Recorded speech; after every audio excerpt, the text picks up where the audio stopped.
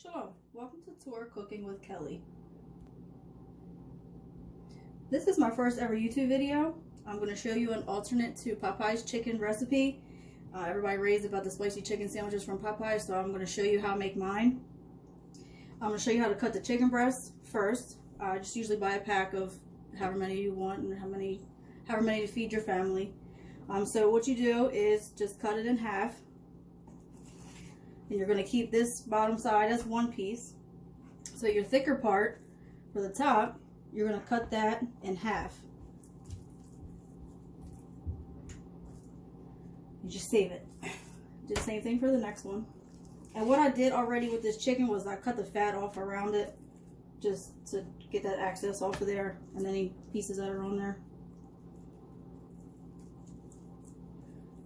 So that's how it looks once you cut it. You at least, so your patty's not too thick, you'll have a thinner patty.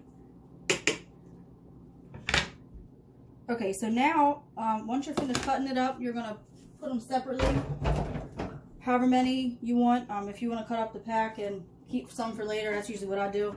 So I feed a family of 4, so I usually do about 5 patties. So you just keep 5.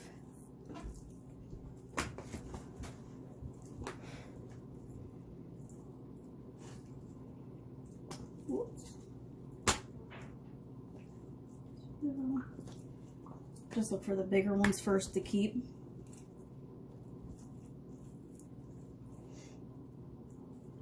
Okay, so here's the 5, and then next we'll work on the seasonings. Okay, so with your spices, the recipe does call for 2 tablespoons of salt. However, I don't have salt, and I use these alternates anyway that have salt in them. So we're going to do around 3 tablespoons of black pepper.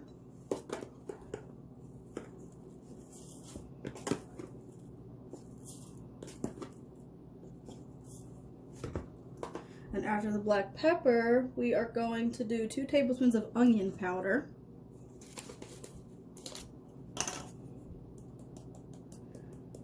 And you can use as many more spices as you like to alter a recipe if you'd like to, but this one is what works for us.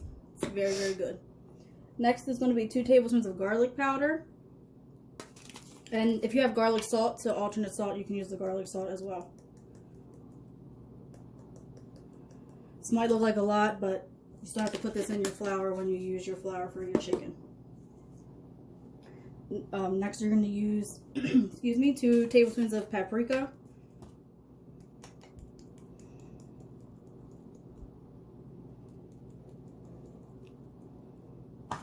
And if any excess falls in there, it's no big deal.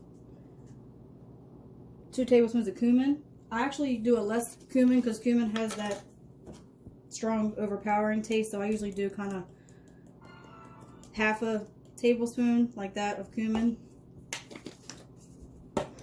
Italian seasoning, I'm going to do about 1 tablespoon. You can do Italian seasoning or oregano, whatever one you have.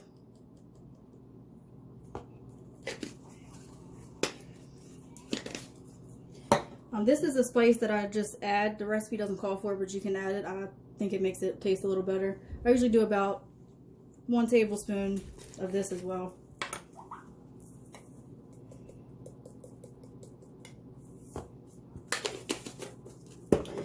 Crushed red peppers.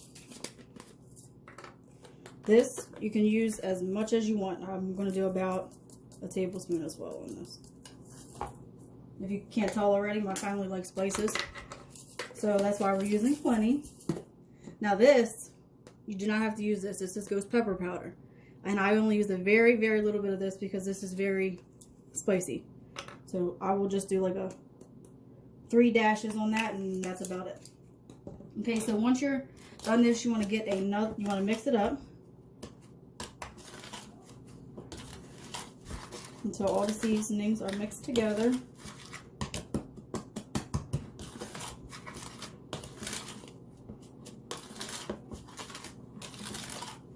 And you also want to get another bowl, because what you're going to do here is you're going to separate the seasoning into 2s for your flour and your chicken. Okay, so here's another bowl. So what I'm going to do here Now, if you're feeding more than four family of 4, you can use more spices if you'd like, or that's up to you. So I'm going to take 1 tablespoon. This is going to be for your flour. Then you're going to take 1 tablespoon and put it on your chicken. And you're going to keep going. 1 tablespoon for your flour, 1 tablespoon for the chicken,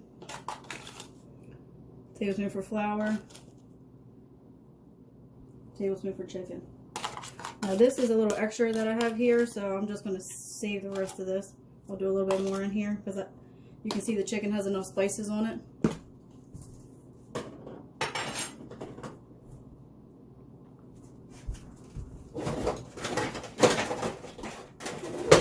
Okay, so what I do here is get the lid, of course, and you're going to shake this first to mix it up.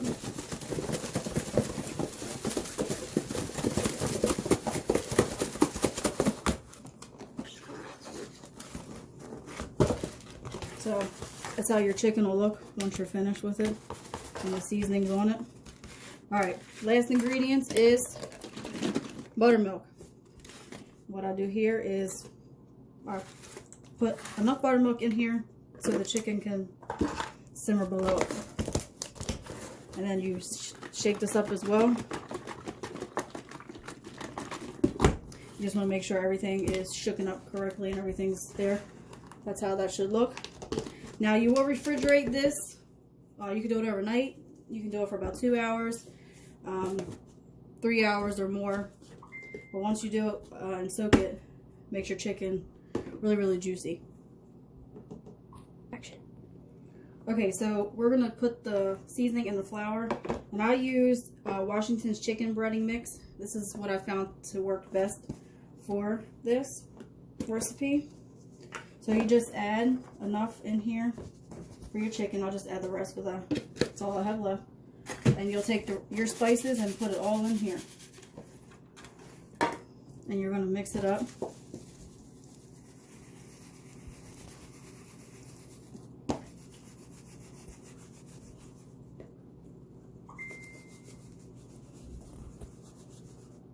You want to taste it to make sure it doesn't taste bland, which of course you see all the spices in there. It's not going to be. So that's perfect. So I'm going to let my chicken soak in the buttermilk in the refrigerator for about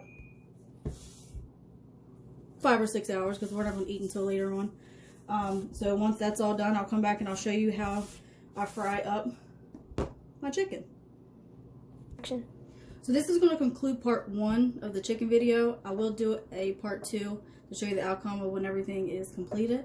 So subscribe, like, share, and comment below if you want any other Torah clean food cooking. Shalom.